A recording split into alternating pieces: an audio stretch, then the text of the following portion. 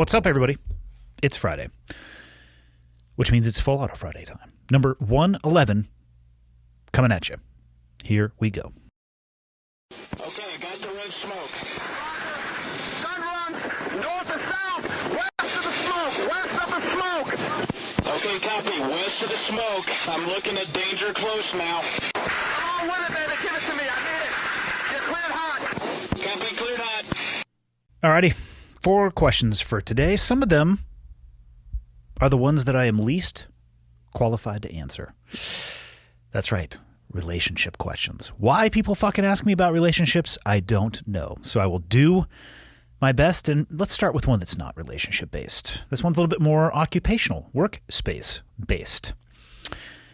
Hello, Andy.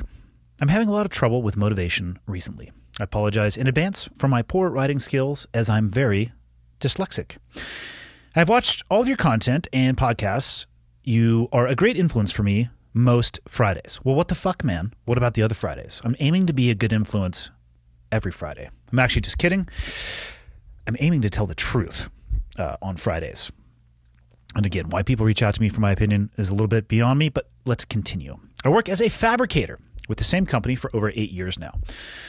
When the company was founded, several people I currently work with started with the owner. The attitude of the company is slow, and the work output is slow as well. I am putting out a tremendous amount of the highest level work, but the money isn't there. My boss doesn't want to pay me more, as he has several employees who have more experience, even though they are producing far less quality and quantity than myself. This is causing me to want to work as hard as I can, but with less ability to grow. Shops around me pay more, but want me to do more than my physical abilities will allow as a result of illnesses that cause me to have severe muscle weakness. I know this isn't the deciding factor on pay where I currently work, but I would like some insight on how to go about finding a new job, explaining my situation, and providing or proving myself as a viable asset on a new crew of guys. Well, my advice would be is before looking for a job elsewhere, make sure you exhaust all the options where you currently are. So you are rating yourself as putting out the highest level of work, higher quality and higher quantity than others around you. I would probably start with having a hard conversation with your boss and ask for feedback. That's probably how I would start this conversation. I would ask for feedback about your quality and quantity, because what it may appear to you may not be the same as the person that actually would be in charge of paying you more money. And maybe they'll give you exactly what you laid out. And they're just like, hey, fuck it. There's people here with more experience, and yeah, they do less, and we don't want to pay you anymore. But at least then you'll have a concrete answer. And I think it would be easier from that point to move forward and look for something else. Because if you don't have that conversation and you don't get those answers, you're making assumptions, which can be very dangerous, especially if you are basing future decisions off of that assumption. So talk with your boss. Ask them if there is something that you are not doing that would allow you to be paid more. Ask them if there is something in addition that you could do that would allow you to be paid more. Just have an open and honest conversation. If it doesn't go the way that you want it to go, what I would say is start looking for a job elsewhere, which you've kind of identified. There is at least the opportunity for you to have another job. And as far as explaining your situation and proving yourself as a viable asset on a new crew of guys, what I have always appreciated most when people have come to me and they are getting ready to integrate into a team is when they're really honest about their strengths and weaknesses. For example, myself, one of the things that I just have always struggled with is design. So we're talking about the podcast now. Things that I can do and things that I can't do. I feel comfortable sitting down having conversations. I don't mind the topic. I don't care if I agree with somebody or not. It's very easy for me to continue that conversation. And I never had any desire to actually do merchandise around this podcast. But people kept hitting me up about it, and I hit a wall immediately when it came to designing something. The first designs all came from Dudley, and since then I've been very lucky to work with a designer named Seth that I was introduced through Black Rifle Coffee. And if I were to send you the text threads between he and I, you would agree with me. Design isn't my strength. but it's his strength. So when I was introduced and we started going back and forth, I was really appreciative of the fact that that was his strength because I could be honest with him about my weakness and we have a very good dialogue. The worst thing that you can do is come into a situation and play up the things that not only you are good at, but really either walk around or skirt the issue, or even worse, make it seem as if you are good at things you are not. So, sure, you have some physical abilities that may be limiting you. I have no idea what the illnesses are. I'm sorry that you had to experience that. But they don't have to be an obstacle that can stand in your way. You never know, in going and talking to these other organizations, they might actually have the perfect role for you. Maybe something that suits your strengths and wouldn't require you to work around your weaknesses. But you'll never know unless you have those conversations. But I guarantee you the person that you would be talking to on the other side of the table will be appreciative of your honest assessment of your strengths and weaknesses. Take an example of your work. And I don't know necessarily what you fabricate, but I mean, I'm assuming you have a smartphone with you. Start making a portfolio of the work that you do so you can show people, hey, this is what I'm able to do. This is the level of and quality of work that I'm capable of accomplishing. Then you can talk about, the potential limiting factors that you may have, and then they can make an educated decision. And the best way to prove yourself as a viable asset at a new crew of people, regardless of what your job is to shut your mouth and perform. I mean, that's just broad baseline advice for anybody getting ready to switch careers or that wants to stand out amongst their peers. It's not what you say, it's what you do. So if you do switch to a new job, put your metaphorical nose to the grindstone, zip the mouth, and show people that you are a viable asset. You don't need to explain it or prove it to them. Your actions will speak louder than any words that you have. And that would be the advice that I have.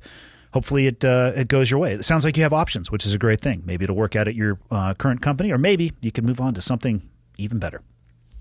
Question 2. Hello, Andy. I'm a dedicated listener and I truly enjoy your podcast. But today I had one of my buddies who I was supposed to work out with skip for the 4th day in a row. Son of a bitch. He said he doesn't have an injury, and I was wondering if I should let him keep his decision or try to see if there's something mental. I'm not sure. I just want him back on the path so this doesn't become a habit. Maybe I'm overreacting, but what's a way I can talk my friends to get back on the path? Thank you, Eddie. Please keep up the podcasts. And I plan to. So let's talk about the path here. I'm going to compare myself for a second to somebody I consider to be a good friend, Jocko Willink. Jocko Willink gets up at what I'm going to describe as an unreasonable hour of the day. He takes pictures of himself, well, not of himself, of the sweat beads that are on the ground every single day that he works out, which is 700 days a year. And he is, I'm not going to say he is defined by his discipline, but his discipline and the path that he is on is impressive and inspirational. I believe in being on a path, but I also believe that sometimes the best way to find your way back to a path or to develop a deep appreciation for the path you know that you want to be on is to let the wheels wobble a little bit. And I'm not saying that for a month you sit on the couch and eat Cheetos and binge yourself through multiple Netflix series, but your buddy taking 4 days off in a row, in my opinion, can actually be extremely healthy. And for longevity, it could actually be essential. So when I was working for CrossFit, it was very zone diet, paleo diet intensive. And sometimes I would give the nutritional lecture, which is ridiculous because I have no background in nutrition whatsoever. But in my experience, anecdotally and myself personally, long-term adherence to any program, especially for me, comes when I give myself a little bit of a buffer to relax and take a few wraps off, to be able to sleep in, to take a day off, to listen to my body. If you give yourself 0 cheat meals and it's your goal to stay on an eating strategy for 10 years, and it's just rigid, and every single time you give yourself no deviation, versus the person that 90% of the time is just as strict as that other individual, but 10% of the time rewards themselves for that behavior up to that point. In my personal opinion, what I have seen is more success from the cohort that allows themselves to have that buffer and 10% to just relax a little bit. For people like Jocko, he doesn't need that. But not everybody can match Jocko's level of discipline, his sleep schedule, his workout routine. I think it is inspirational and everybody should try to. But at the end of the day, don't try to be somebody else. You need to be the best version of yourself. And depending on what position, maybe you're starting this path on down discipline. Maybe you haven't worked out in decades. Maybe you've eaten like a fucking garbage disposal for 30 years. That initial onboarding is going to be super rough, and you could actually auger yourself in by being so incredibly strict or not listening to your body if you haven't worked out for decades and now you're trying to get back into it. The point is, be inspired by that path, but don't be so hard on yourself and don't be so hard on others if, along that path they want to sit down on a bench for a minute and just take it easy, all right? Just take a break. Have a bag of popcorn, smell the roses. It's a weird combination, I know. I don't know why I came up with that example, but I did. If this goes to like the 5th, the 6th, the 7th, the 8th, the 9th, the 10th day, for sure. I mean, I would sit down with somebody and try to figure out what's going on, especially if they say they don't have an injury. But sometimes people just need a little bit of a break so they can recharge their batteries. They can find that motivation again. And that is okay. So keep an eye on your friend. But I don't think 4 days in a row is necessarily going to be critical. What I will say, and I've talked about this a lot, is about momentum. Good habits and bad habits. And this actually ties right into the eating strategies. It's the little micro steps that you need to stack in order to really build that momentum. Changing your eating strategy the first day, the second day, the third day, it's kind of new. It's not that hard, but like day 7, 8, 9, and 10, it can be a grind. But if you can get to 2 weeks, if you can get to 3 weeks, if you can get to a month of a change in your behavior, it actually becomes a little bit like second nature because you have that momentum going in the other direction. That's great. Guard against it going the other way. You take 4 days off in a row, like, you know what, I'm going to pair with my lack of activity today, a tub of ice cream, which, let me be very clear, I've done that many times. But I didn't do it 2 days in a row, certainly not 3 or 4 or 5 or 6 or 7 or 8 or 9 or 10. I guard against the momentum in a negative direction because oftentimes, especially for me, it feels like when it comes to training and working out, it's 1 step forward, 2 steps back. 1 step forward, 2 steps back. It seems like gains are so incredibly hard to achieve, but ridiculously easy to lose. I feel like if I take about 2 days off, I've lost every gain that I've ever had working out in my entire life, which I know is a mental thing, but goddamn if it doesn't feel real. So guard against that and don't let that momentum bury you into a hole where you can't see your way out of it, and then it becomes really difficult and you have to start over. So I think it's awesome that you're checking in on your friend. I would maybe just stay in communication and contact, and if this continues, maybe escalate the level of intervention that you would use. And if it gets to, a week, drag them to the gym whether they want you to or not. And maybe you could just focus on having the person break a sweat. They don't need to have any PRs. Just get back into the range of motion, greasing up the joints a little bit, and you'd be surprised when your goal is, let's just get there and not necessarily worry about having the best day of my life. Those are the days that are the most important struggles to me. The days that I feel like working out, that shit's easy. The days that I don't want to work out, it's like, okay, I am just going to get myself to the gym. Those are the days that actually matter. So try to help your friends with that if you can, but don't sweat 4 days off, man. I'd sweat 40, but 4, you're going to be okay. But you're being a good friend, and I appreciate that. Question 3. Now we get into the relationship advice. And spoiler alert / disclaimer, I don't know shit about relationships, so take all of this with a grain of salt. My girlfriend of a year and I are going through quite the debacle. She recently looked through my phone and saw I had added a random girl on social media. This was a mistake on my part because, to be fair, I only added her because she was attractive and I wanted to do some harmless window shopping. She confronted me about it in a pretty hostile manner, and knowing I was in the wrong, I immediately lied and said, I don't know how I came to be following this woman. Eventually, I grew a pair of balls and owned up to my mistake a few hours later, but the damage had been done. She called me a liar and told me to leave her alone. Around 10 o'clock at night, I went up to our room and asked if I could sleep in the bed with her because sleeping on our couch leaves me feeling like I got in about 6 of those mountain bike crashes when I wake up in the morning. She said no. When I asked why, she lost it and began screaming at me. The screaming and demeaning me eventually turned into her physically hitting me, even pushing me up against the wall by my throat. She's about 5'2" and 115 pounds, so it's not exactly like I was fearing for my life or physically hurt by her, so I feel weird calling it abuse, but it bothers me that she would do that to me. Since that night, it's gotten no better. She continues to demean me over text and in person, and did not apologize for her actions and even claimed she was acting in self-defense because I was harassing her while she tried to sleep, and I just feel stuck. Any advice on this situation would be much appreciated. So, damn, I believe the title to this email, because I screen grabbed it so I wouldn't accidentally use your name, was Shit Show of Epic Proportions, and I'm going to agree with you on that. So this is a little bit layered. First few thoughts. Your girlfriend looking through your phone. I know that a lot of people out there are very worried about other people looking through their phone. They see it as a violation of privacy. And I guess I can see both sides of this, of that particular argument. But where I land on this myself, like my kids all know the password to my phone. My fiance knows the password to my phone.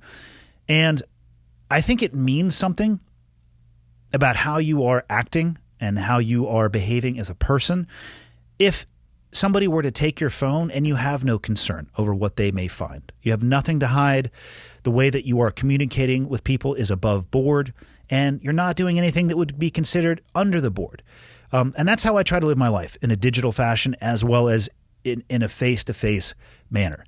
If Leah wanted to grab my phone and go through it, on any social media platform, I have no issue with that whatsoever. I try to be as upfront and honest about those things as possible, as humanly possible. And when you find yourself in a situation like you did, so, you followed somebody on social media because you were, let's see, what would be the best, most accurate way to describe this? You were window shopping for some tits and ass. I get it, but let me just tell you this. You need to invest your time, energy, and effort where you want to see a return. Will be another way to put that. You need to water the grass or the garden where you want to see it grow. So I'm not so sure that window shopping is actually that harmless. And that leads me to the reaction from your girlfriend. You may want to ask her if she has had a previous experience with a significant other, a partner, where maybe they described something like this as harmless window shopping and it escalated to something else. So what might seem harmless to you may be anything but harmless to her, and I would get to the root cause of that issue. And I also think that communication is incredibly important. Do I think that looking at somebody's social media pictures is cheating? I don't personally think that is. I guess it could be emotionally, but my point in communication is that you should be clear with your partner where they stand on these things. I mean, tits and ass, looking at tits and ass is great, but if you throw enough time at that tits and ass, guess what? It's not going to look the same. And you need to have more in your life than just that, right? Those things are great. Having a partner is actually substantially better than that. So if you want to have a partner, you need to communicate and understand where boundaries are. What does that person consider cheating? What do you consider to be cheating? Don't let something like this happen where you find the boundaries or blast through them by accident. All right? Now, to her reaction and you lying about it, okay? Don't be a dipshit, right? I have this conversation with my kids every time that I catch them lying, which doesn't happen that often, but they're not nearly as good of liars as they actually think that they are. And I say the same thing to them every time. I am going to be more upset that you lied to me than if you were just to tell me the truth about what happened. Now, I can't assume how your girlfriend would have reacted And maybe it would have been exactly the same reaction, but I think you would have been in less of a hole if you had just been honest up front as opposed to digging in your heels, lying about it, and then having to change your story later on, right? If you want a partner, if you truly have a partner, there's no reason to lie to them, okay? Communicate and be upfront. It's the same thing as going through the phone. You shouldn't have an issue with somebody picking up your phone, a significant other picking up your phone and going through it. If you can communicate and they truly understand who you are, how you act, how you talk, how you interact, they're not going to be surprised by anything that they see unless you're not being honest with them and you're doing some shit you shouldn't be doing, okay? Don't lie to people. Telling the truth can be really, really hard, especially when you fucked up. And that's exactly why you should do it. You need to make the hard choice. Now, I'm going to shift gears here for a second, and I want to talk to you about her reaction to you going upstairs, her hitting you, pushing you up against the wall by your throat. Okay, I don't care if you're a man or a woman. I don't care if you're tall or short, if you're 115 pounds or 215 pounds, whether or not you were fearing for your life or you were physically hurt by those actions. It doesn't make it right. I don't know the technical definition of abuse, but I'm pretty sure what you described meets the technical definition of assault. And my point in saying that is, or even talking about this portion of your email, is that once things escalate to a physical nature, that's your new baseline. You'll be lucky if the next time that things escalate, that they stay at that baseline. More often than not, what happens is that baseline continues to get higher and higher and higher. And what appears in this situation to have not been physically damaging or life-threatening to you could eventually build to that if the behavior continues. Now, if we were to reverse this sentence and it was you describing what you did to her, people would be calling you a piece of shit. Like, oh my God, how could you do that? You can never hit a woman. You couldn't act like that. But for some reason, when the table is flipped, people don't have an issue with women treating men like that. And for those people and to those people, I say, fuck off. All right? Assault is assault and abuse is 100% abuse. I don't care about your physical stature or what's in between your legs. The behavior that you are talking about is completely unacceptable.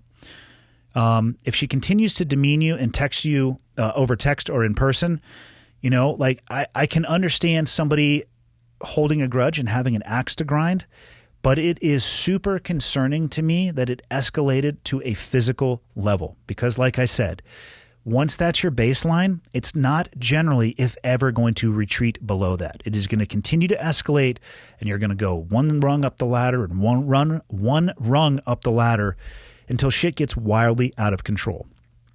Also, I can't imagine wanting to stay with somebody who feels comfortable doing that to you from a physical or mental perspective. I think the punishment should fit the crime, right? And again, I'm not going to put a judgment on the level of crime that this is, the window shopping that you wanted to do, because I'm not the person that you're in the relationship with. This would again go back to the communication, understanding the boundaries. Following somebody on social media, does that crime fit the punishment of being pushed up against the wall, hit, and grabbed by your throat? Fuck no, it doesn't, right? I would recommend that your girlfriend actually go Google the term self-defense. Harassing somebody by trying to talk to them, responding to that with physical violence, yeah, you're out of your fucking mind, okay? That 1 + 1 does not equal 2 in that situation. If you were up in her face, if you were, anything, like self-defense is that you are actually defending yourself against something. And I know that people think that words and violence are the same thing sometimes. They're absolutely fucking not. The people that think that, in my experience, have never actually encountered violence or been pushed up against a wall or been hit or grabbed by their throat, because you'd realize really fucking fast that the things that come out of your mouth, although they have an impact, it is way different than being involved in a physically violent environment. So she's not acting in self-defense. That's an excuse that's not going to hold up in court by any stretch of the imagination. But it leads me to where I would end this with any advice on the situation. My advice would be that you guys either need to get into some very serious counseling and immediately address these issues, or you need to go your own direction.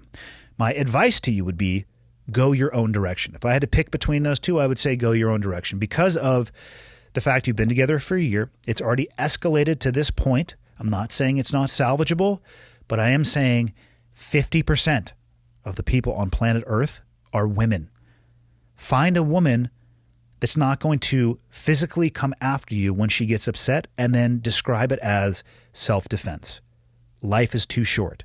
On the other side of that coin, stop being a dipshit and looking for women on the internet. I don't care how good their ass looks in their yoga pants or how much you like the halfway turned around like topless selfie where they're covering themselves up. Water the garden where you want it to grow. Invest your time, energy, and effort in your fucking partner, not on idiots on social media. And not that people who post pictures like that are idiots. I don't know why I just said that, but sometimes they are. Last question. I'm 27. My wife and I have been married for 6 years and have one 2.5-year-old son. Over the year and a half, our marriage has become cohabitation. We're constantly fighting, and any time that's spent together usually results in an argument. It's become extremely toxic, and it's hit the point that my wife will start going off at me while our son is in the room. Sometimes it's full-on yelling over extremely trivial things. Typically, I try to de-escalate to no avail. Sometimes she'll threaten to leave me. Growing up, I never once saw my parents argue like this. With her parents, we see it practically every time we're over there. Between her, her mom, and her sister, their dad literally gets bitched at nonstop and has been mentally castrated by the girls in his house. So I'm going to take this one a paragraph at a time. Okay. You are modeling behavior that you grew up around. She is likely modeling behavior that she grew up around. And neither of those is actually an excuse. I would say your behavior, not escalating to those levels, I would consider it to be better, but to not put a judgment on that, regardless of the situation that you grow up in, you are responsible for how you act and the things that you say. So you might have grown up in this environment that doesn't give you a free pass. That's like saying, well, my dad was an alcoholic, so fuck it, I guess I'm just going to drink myself to death as well. No, you have a choice. Break the chain. And that's easier said than done. The de-escalation, when these things happen, that to me would be the number one thing that you could do. What you may need to do is de-escalate by departing the location. Sitting there and choosing not to engage with somebody but staying in that same environment, it can actually get them to escalate. So my recommendation would be is if you choose not to verbally engage and she continues to come at you, what I would do is perhaps go on a walk with your son. Go do something with your son that changes the dynamic for you and for him. Remove yourself from that situation because I couldn't agree with you more. 2.5 years old is old enough. They may not understand what is necessarily going on, but to think that they don't have an impact on them because of that tension and anger and angst going on between their parents, that just means you've never been around kids. They're sponges even at that age, and avoid having them in that situation as much as humanly possible. I've hit my breaking point. I don't want my son seeing our arguments and yelling matches. I also don't want my son seeing his dad being put down on the daily by his mom. I don't think the environment is the right one to raise him in, but at the same time, I worry about him being raised in a broken household. The first part of that I kind of addressed. The broken household, this was one of my biggest thoughts that I kept being on the merry-go-round about with my own divorce. I was worried about the impact that it would have on my kids. And what I landed on was that the best impact that I could have on my kids would be if their mom and their dad were both as healthy and happy as they could possibly be.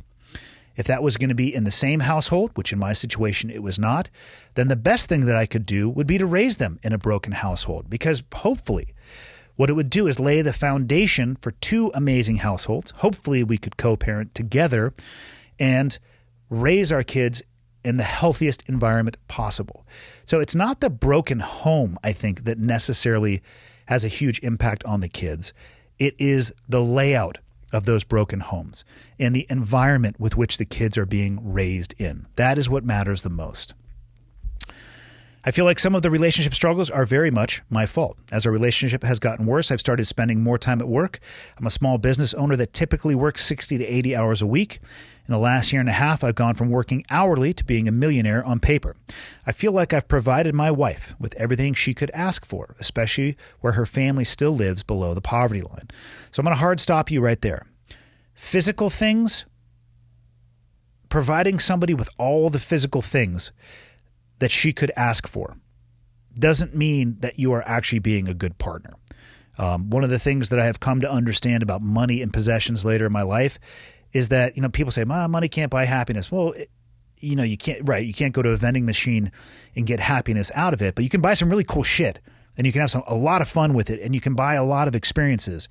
But if you're unhappy as a person, at the end of the day, you're always going to come back to that.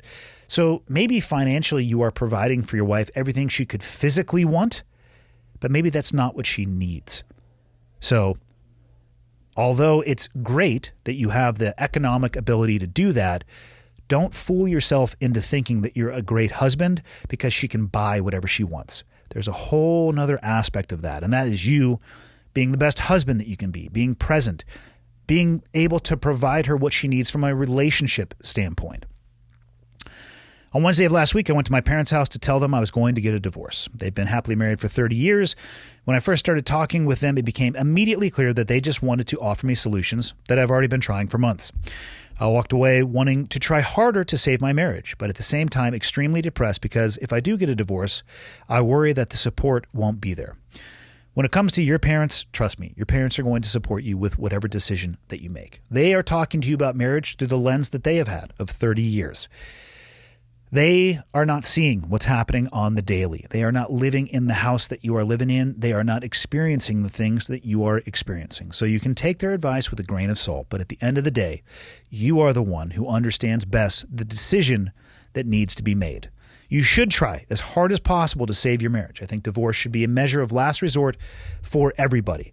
But if it gets to that point, you have to live with your choices and your decisions. And trust me, your parents will be there to support you. My wife has repeatedly refused to start therapy over the last year and says that she's perfectly happy. It doesn't fucking sound like it, and somebody who's perfectly happy doesn't have the behavior that you have described. Regardless, you can't force somebody to start therapy if they don't want to, and if they don't want to, and you think that they should, well, that's a difficult conversation to have. You can have that conversation if you want to. You could probably expect that person to be very defensive. And if you needed to, you could lay down a very hard boundary and say, hey, we either go to therapy together and we go individually, or this is over right here and now. And then that puts it a little bit back into her circle and she can make that choice. But in my experience, making somebody go to therapy when they don't want to, good luck with that. Here's where the money part comes in. My business partner, who's also my closest friend and like an older brother, and I are about 12 weeks out from publicly launching a business that's already been valued at around $15 million by a few industry experts. No valuations are on paper or official. Part of me wants to hold out hope that we can work things out, but as launch gets closer, I'm getting more anxious. Once we're a few months in, there will be official valuations on the business that will cause my net worth to skyrocket. I'm worried that all this work I put in will get washed down the drain in a divorce if I wait until after we launch to start the divorce proceedings. But there's still a part of me saying I just need to put in more work and hold out for my son. My best friend, business partner, who also went through a messy divorce 10 years ago, says that if I go through with getting a divorce, I wouldn't be in the wrong and that it would most likely be beneficial for myself and my son. He says that it's been difficult for him to see me struggling with all of this. The mental anguish over the last month has been intolerable, and I could really use an outside opinion. So I can only talk about my own experience here when it comes to divorce. It's not going to matter whether or not you start your divorce before or after your company goes public or your net worth skyrockets. If you are still in the divorce proceeding and that net worth skyrocketing was based off of things that you were doing while you were married, you can expect that your wife is going to have some type of claim to that increase in net worth. I don't think there's any way that you are going to be able to get around this. If your ex-wife, I'm sorry, not your ex-wife, if she, I guess, could be your ex-wife, if she initiates the process and she has a lawyer that is worth anything worth their salt at all, they are going to do a full financial investigation into you, and you will do one into her as well. That's obviously easier to do a deep dive on somebody's finances if they haven't been working, if they're a stay-at-home mom, which is likely the most undervalued position on the face of the planet. But expect in the divorce process, in the discovery process, you're going to have to disclose all of this. So if you had been able to get a divorce and have it finalized before any of this happened, you may have in that divorce proceeding been able to limit future claims against an increase in your net worth. But given that you are moving forward with this, I hate to tell you, I don't think that it's going to matter. Now, obviously take what I say with a grain of salt, because I'm not a fucking lawyer. I watch Law & Order sometimes, and I'm just waiting for times to say I strenuously object in a courtroom, even though I don't necessarily know what it means. In my experience, though, the financial aspect can be the most draining, and it can make you feel, what would be the best way to describe this? Regardless of the size of the numbers, it can make you feel worthless because your entire life is going to be reduced into ones and zeros, and you're going to be valued by what's seen on an Excel spreadsheet, not for as you are as a person. And that was really tough for me. I'd like to say that you'd get 50-50. I hate to tell you that's not the case. That wasn't the case for my divorce, and it hasn't been the case for a lot of people that I know that got divorced. But what I will say is this. No amount of money in your net worth is going to make living in the situation that you have described worth it. You could have a fat bank account. You'd be fucking miserable drinking yourself to sleep at night, wondering whether or not brushing your teeth with a 9mm would be a good idea. It doesn't really matter what's in your bank account. I don't want to see anybody go down that path.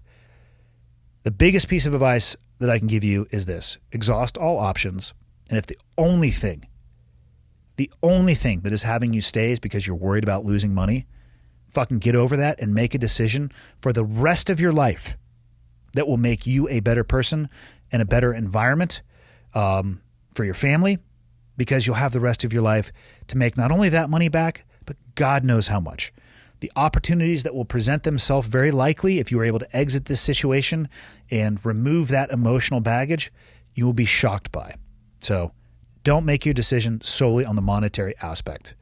That's my opinion. Take it for what it's worth, and I'll see you all on Monday.